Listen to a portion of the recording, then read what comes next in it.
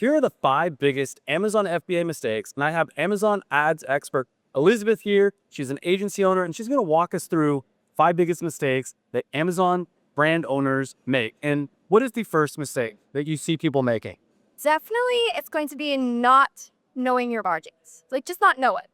And like a lot of times I talk to brand owners and I'm like, hey, what's your margins? Because that knows you like what's left over for me to invest to grow the brand.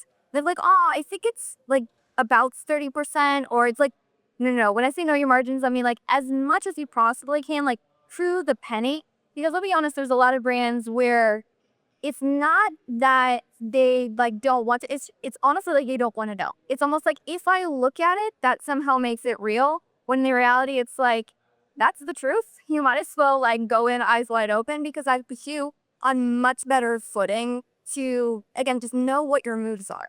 And when you're selling on Amazon, you have the price that you're selling it for, which is great, but then you have the cost of the product. You have the 15% Amazon selling fee. You have the Amazon FBA pick and pack fee. You have a bunch of other expenses that a lot of people don't think about. And the second thing that we'll be talking about is ad costs. So let's get into the second biggest mistake that you see people make. And what is that? Yeah, I mean, definitely it kind of plays into the first one. And again, I'm totally biased. I run an Amazon ads agency and we help grow brands specifically through advertising. So I do almost see it as like a necessary part of the equation, because from our experience, just the conversion rates that you get through running Amazon ads do most times like outpace other ad platforms.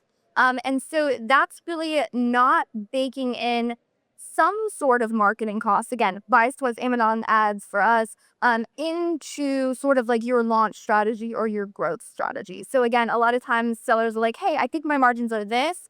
And then, or they'll look at the margins before they even go to market, and they'll be like, oh, I don't have really any cost for anything else. And then they find like, wait, if I build it, that doesn't always mean they come, I got to tell somebody about it. So then they're like, I don't feel like I can afford this. When again, if you just go in with that perspective or that game plan from the get, you'll be in a much better position if you ignore that, please. And I do want to say that I've launched a number of Amazon businesses without spending money on ads and have still had success. Now, most people say that's impossible. That's crazy in 2025.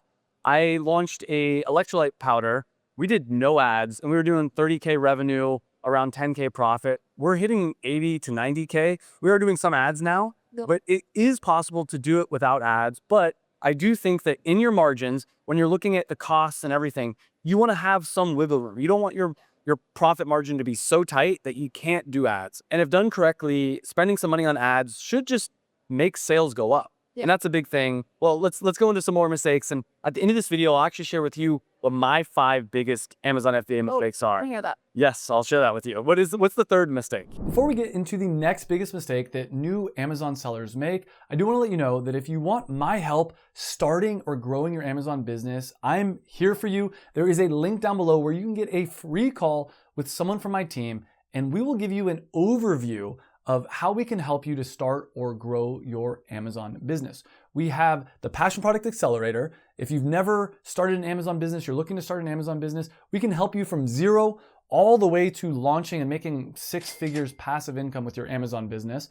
Or we have FBA Scalers, which is more for people that are looking to grow their existing Amazon businesses. There are links down below. You can get on the free call with someone from my team. Just click on the link down below, apply. We don't let everyone get on the free call, so make sure you apply and fill out all the information. And I hope to hear you on the call soon. And now let's get back to the video. So I know the reason why you were able to launch without any advertising. It's because you had this third thing, which is product market fit, which is a little bit more of like a big, like what is a product market fit? It is a product that converts, that people want to buy. Yeah. So a lot of times it's not that you build something that you want. There's obviously a passion that a lot of Amazon sellers bring to their products, which honestly I think is a huge differentiation. A lot of times you're like, hey, I noticed this need in the market, but you also need to validate that there are other people who want that item, or you're serving a very specific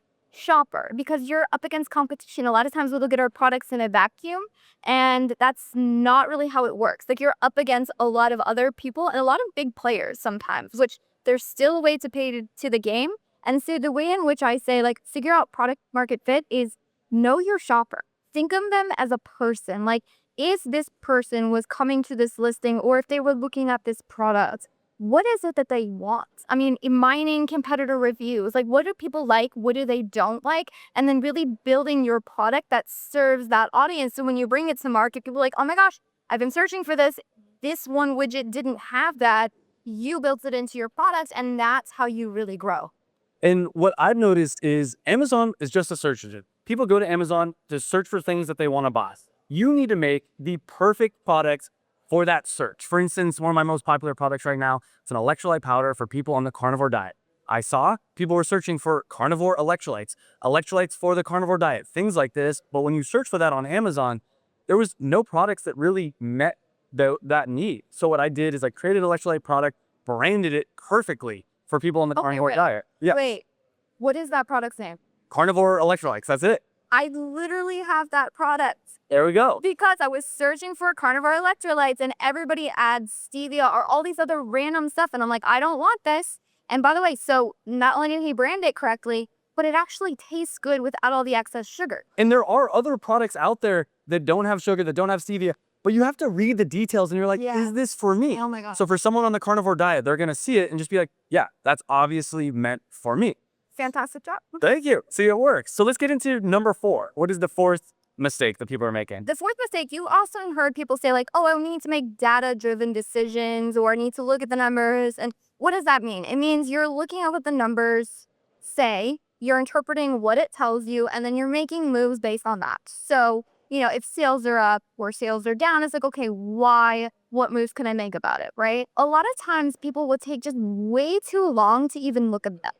Because you've heard this, okay, well, I need to wait for the data to roll in. I need to have enough data validation, which just means like I have enough information, right? 1 click doesn't really tell me much. 5 clicks tells me more. 100 clicks tells me even more. So a lot of times people wait for that to even happen. And I've heard people like they'll launch a product or they'll launch a new ad or a new campaign and like they won't check it for like 2 or 3 weeks. They're like, oh, I'm waiting for the data.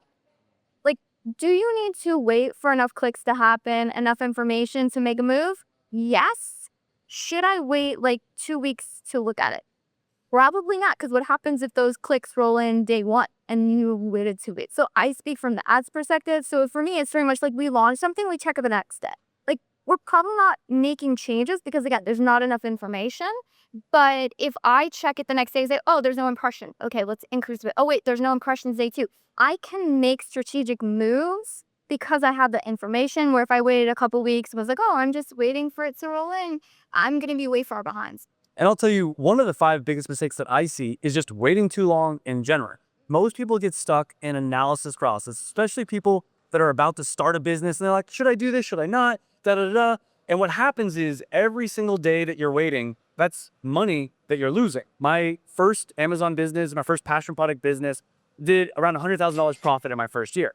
I had the idea 2 years beforehand, which means I lost out on $100,000, $200,000 in profit by waiting. And a lot of people are scared because they're like, I'm going to lose money maybe if I start a business. But what you don't realize is you are losing money by waiting. So let's get into the 5th biggest mistake. What is that mistake?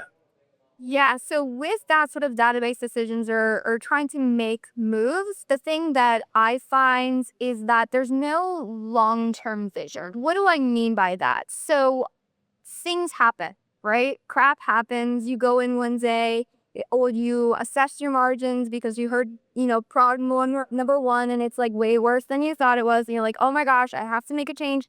And then like you make some like knee-jerk reactions to it. So an example would be, again, speaking from an ads perspective, if you want ads for sellers, it's okay, so I assess my margins. I realize, oh no, I'm spending more on my ads than I need to, so I need to make cutbacks. Do I need to make cutbacks? Absolutely. But what I need to do is make sure I'm making cutbacks to things that are not going to hurt my long-term goals. So something I've seen a lot is like, oh yeah, go in, see which campaign's spending the most and just get rid of it because that's where most of the spending is going. Oftentimes the things with the most spend are also driving the most there. So you need to make sure if you are making a move, if you're doing a removal order, if you're cutting your advertising, if you're putting off listing optimization, whatever the case may be, you want to think, what does my business need today But then what is my business going to need 6 months from now, a year from now? And obviously, we don't know what's going to happen that far out, but making sure that whatever moves you're making today to drive your business forward don't end up coming back to bite you 3 months, 6 months from now. And if you want to see my top 5 Amazon FBA mistakes that people are making, click on this video right here. Elizabeth, thanks for coming on the channel. For you guys at home, make sure to click on that video, and I'll see you in the next video. Thanks for watching.